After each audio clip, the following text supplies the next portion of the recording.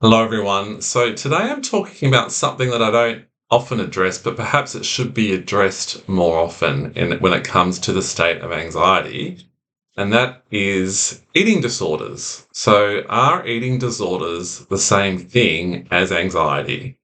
I wanted to do a video on it because if you do a quick search on YouTube, on Google, anxiety and eating disorders are talked about in the sense that they're comorbidities. They occur at the same time, but that's about it. So I'm going to go out on a limb in this video and say that eating disorders are in fact just another manifestation of the anxiety state, regardless of which one they are. I'm going to explain it, I'm going to unpack it, I'm going to take my time just so I get this right, because I feel um, there's a huge gap in understanding for people who are suffering from eating disorders. I've worked with people who have eating disorders, well, but also have had anxiety. And often what I find when working with them, it's the anxiety that's the real problem. Once they deal with the anxiety, then they also do with the trigger or the triggers around eating, whether it be not eating enough and triggers or intrusive thoughts around their body image, eating too much, binging. And so if they deal with the anxiety component, if we can call it that, then they also deal with the triggers around the eating disorders. So again, that's what this video is all about. I'm conscious that I might have some new viewers for this video because again, these topics aren't often overlapped in a way that I think they should be. So for those of you who don't know me, I recovered from anxiety over 10 years ago. I leveraged the work of people like Dr. Claire Weeks and others who forged the way in terms of helping people recover. And so now I share the work I did myself, but also the work I do to help clients. And I build on their work in terms of the methods that I used to recover from anxiety. I also went back to school, retrained, and completed a Master's of Science Psychology at the University of East London just to boost my knowledge as well. But if I go back to the topic, I'll just start with defining an eating disorder. As it's outlined on the National Institute of Mental Health, so a US government organizational website. And just to, I guess, draw the parallels and provide you with the evidence that indeed eating disorders are just another manifestation of anxiety. Now, I should make it clear up front, that's not to downplay eating disorders, it's not to ignore any of the real suffering and the detrimental effects that have on people's bodies when they are engaging, and obviously they're not deliberately doing this, but they are engaging in these really these difficult behaviours that can be destructive, i.e. not eating enough. We all need good nutrition, or eating too much, or eating too much too quickly, purging it, all that sort of stuff. So I want to really acknowledge the suffering that happens for people. But I guess that's the reason why I'm doing this video, to really help people demystify what is going on with their nervous system that is driving these ultimately destructive behaviors. And I'm going to talk about nervous system sensitization.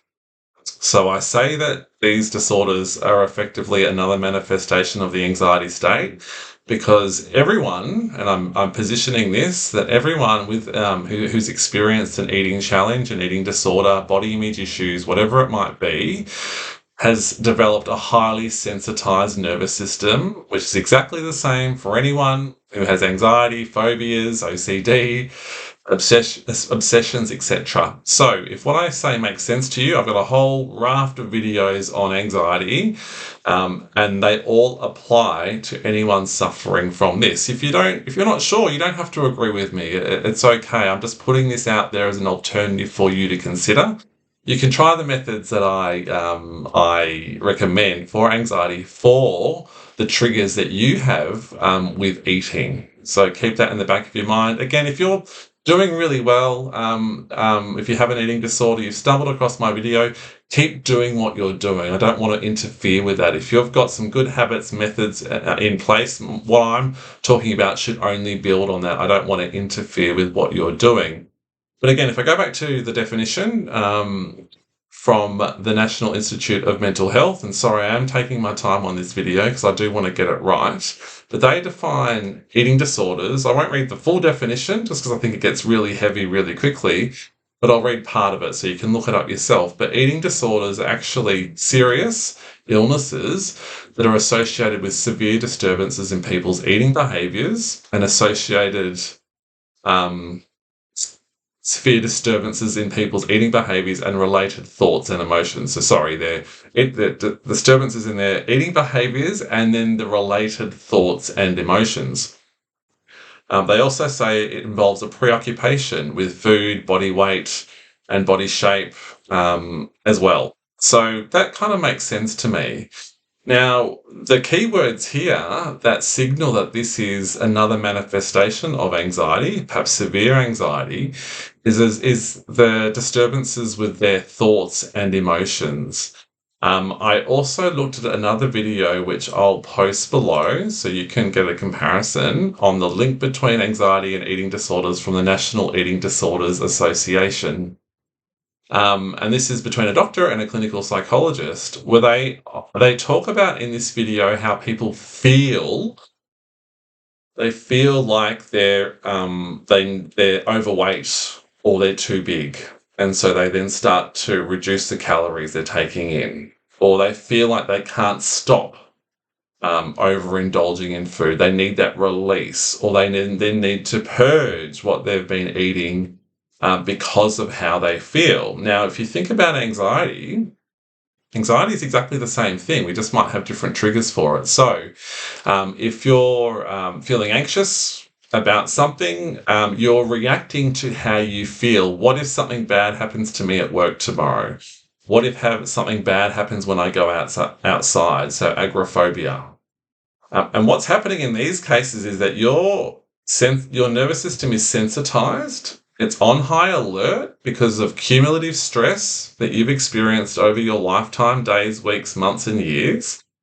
That stress hasn't been processed or dealt with. I would argue it's the same for people who are experiencing these manifestations and challenges around eating, body image, etc. And so you're primed to react to this what if about going outside, this what if about a health anxiety, and this what might have started out as a what if I'm too big? What if I get overweight? And then you can start to see how then, if those thoughts go unchecked, if people don't know what's going on, they can start to fester and get more extreme over time the more we think about them. So if I look in the mirror and I start to think I'm overweight, even though I know on one level perhaps I'm not because I know how much I weigh, but if I'm particularly sensitized, maybe I've experienced trauma in the past, it doesn't really matter what, I'm bombarded with the messages around body weight, body image, which we all are. But if it gets me when I'm particularly sensitized, my nervous system is likely to start to react to it. I'm looking at myself in the mirror, starting to analyze myself, and I start to react because I'm primed to react because my nervous system is so sensitized due to this unresolved stress that's been building on my nervous system. My flight or fight response is turned into this high alert mode. I talk about this in all my other videos. So again, if this is new to you, please go back and have a look because the principle applies in this scenario as well. I start to go, oh yeah, well, maybe I am a bit too big, or maybe I should eat a bit less, or maybe I need to get a bit bigger. In the case of things like body dysmorphia, which a lot of men particularly suffer from, we want to look bigger, look better in the gym. And so if my body then reacts to that thought with a surge of adrenaline, the release of stress hormone cortisol, because again, I'm sensitized, I feel discomfort in the body because of this what if. And that confirms the thought in my mind to be true, because otherwise, if it wasn't true, why would I be reacting like this? Why would I be having a negative feeling, a fear-fueled feeling? So it's fear, which is classic anxiety, a fear that I am too big or too big or not big enough or whatever it might be. And so therefore I need to then take action. I might need to exercise more. or I might need to start to reduce how much I'm eating, start to be very hyper vigilant around my food, because my body, because it's sensitized, this overactive flight or fight response is effectively reacting to these thoughts around food, body image, etc., as though there's some sort of physical threat. Now, the thing is, with this, people don't know that they're sensitized. In my case of anxiety, I didn't know I was sensitized. I had all these intrusive thoughts, obsessive thinking, and we don't know it because we're able to cope for a long time. We're able to push these thoughts away, deal with the stress, push through until we can't, until we sort of hit a tipping point where the flight or fight response switches on almost all the time. And so it's primed to react to any other thought. And that's why someone with an eating disorder, they can be told by their family members that they're not too big or too small. I'm using this example just to illustrate it. And they may have known it on some level. They may even still know it on some level, but the words are meaningless because when they think about what someone's saying to them and their body doesn't give them a lovely, calm, reassuring feeling that says, oh, yeah, you're right, I am fine. Because they're sensitized, they go, oh, that's not true. You're just saying that to be nice. You're just saying that to be kind. You don't understand. Because their body is so wound up that it's not going to give them the confirmation that they would need to not take the thoughts so seriously. So I hope that makes sense as a starting point, but that's how all variations of triggers around anxiety can, around eating disorders can occur in the same way as other anxiety triggers.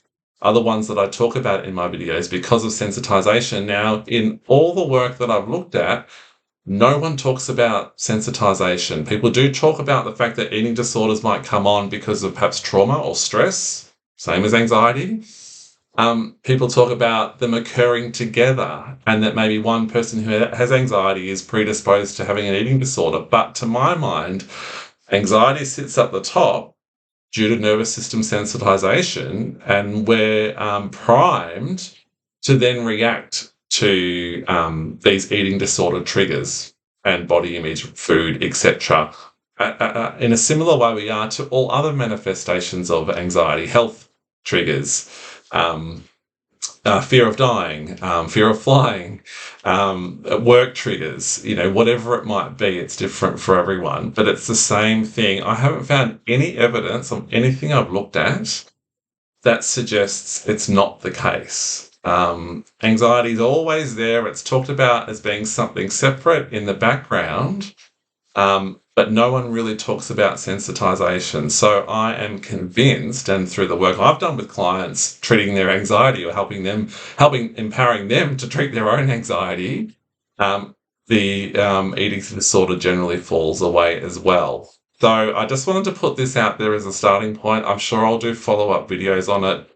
Let me know what you think. Again, this is not meant to add to your stress or confusion if this is relevant to you. So again, if you've got great strategies, just keep using those. You don't need to think about what I'm saying if it's confusing for you, but I know a lot of people are stuck because it does cause a lot of suffering. And so I'm meaning to put this out there to really start to simplify what is overcomplicated. It's overcomplicated, and there's a big gap in understanding of nervous sensitization and how it links to our thoughts, feelings, and behaviors around any trigger, regardless if it's food related, body image or not. Of course, the thing with eating disorders is that if we do start to then alter our behavior around food, it does have really negative physical health consequences because we all need good nutrition in our bodies.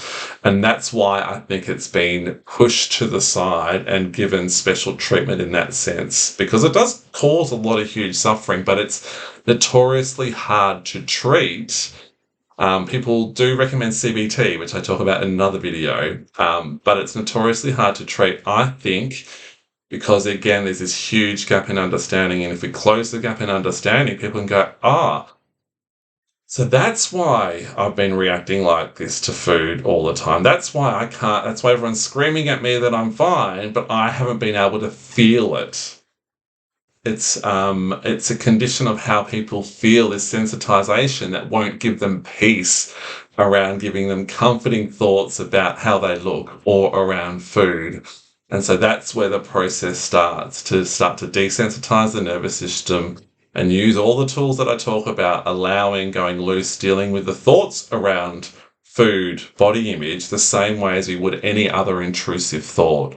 There's a video on intrusive thoughts as well, which might be particularly helpful for some people. So again, just wanted to put it out there. I hope that's of use. If you've got any questions, please do reach out and let me know. But otherwise, I hope to see you again sometime soon. Take care.